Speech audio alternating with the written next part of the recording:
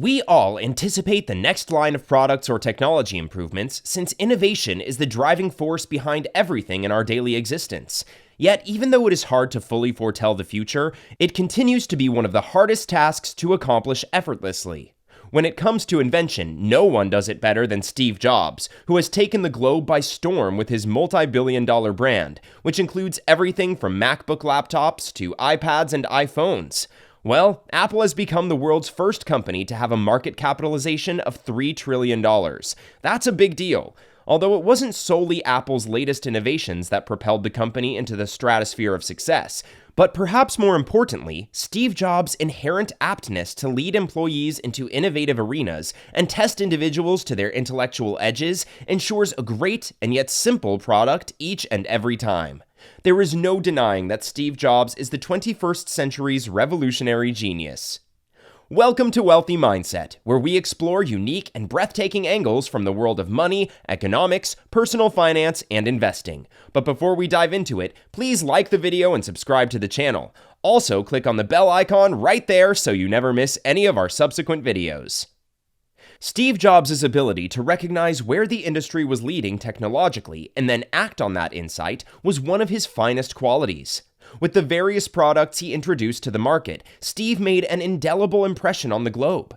Jobs founded Apple and Pixar, two of the most powerful and innovative companies in modern history, although he didn't get there by strictly obeying the rules. In addition to launching Apple and Pixar, Jobs had to overcome several challenges, but he had a novel approach to creating his ideal reality, which he called a distortion field, which he used to influence others that his unique ideas were truly factual in order to propel his businesses ahead. To cement his triumphs, he utilized a combination of manipulative strategies, notably in conference sessions with many of the world's most influential corporate leaders. Leading humankind ahead has been Apple's vision since the company's inception.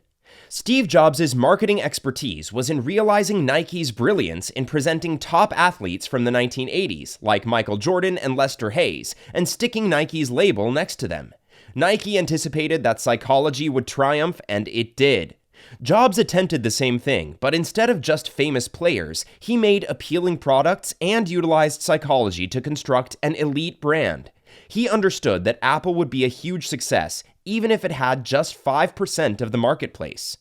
Jobs trimmed the company's core principle, which was to help individuals carry out their duties effectively with the box that Apple designed, to that one. Individuals who are using Apple products have a burning urge to make a positive impact.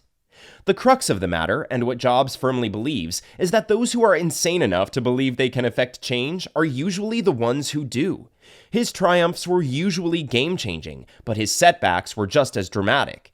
Did you know that in 1985, Steve Jobs was fired from his own company? In 1997, however, Jobs returned to Apple as CEO. Once Jobs was hired back as Apple's CEO, he began slimming down the company's product line and reviving it with the iMac. He laid forth a plan for making Apple devices the central theme of a new digital culture. Despite being drubbed by Microsoft's Bill Gates, Jobs maintained the very same vision he had initially begun with. For computers to operate at their best, Apple needed to maintain dominance in both hardware and software. In the end, it was that obstinacy that led to its current success. Did you know Steve Jobs has over 300 patents to his name? The number of patents in which Jobs' name appears as the primary developer or co-inventor varies significantly. Jobs holds 43 patents for innovations, with the remainder all being design-related. Steve Jobs' favorite performers were Bob Dylan and the Beatles, with whom he associated similar ideological preferences, beliefs, and an alleged teenage experience with psychedelic drugs.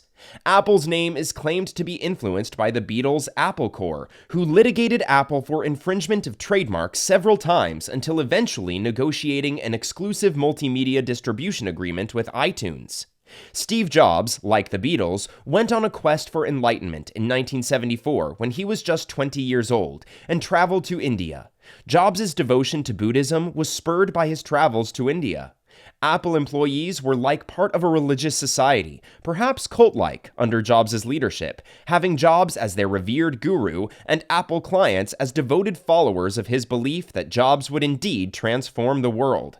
However, shockingly, the world was startled when he was diagnosed with a severe form of pancreatic cancer. Despite the fact that Steve Jobs' life was cut short, his legacy lives on.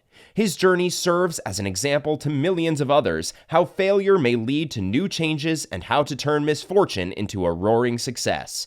Well, that's all for today, folks. If you enjoyed this video, slap a like on it and subscribe to the channel to stay updated with the latest business trends and interesting facts. You can also turn on the bell notifications so you don't miss any of our mind-blowing videos. We'll catch you in the next one. Until then, bye!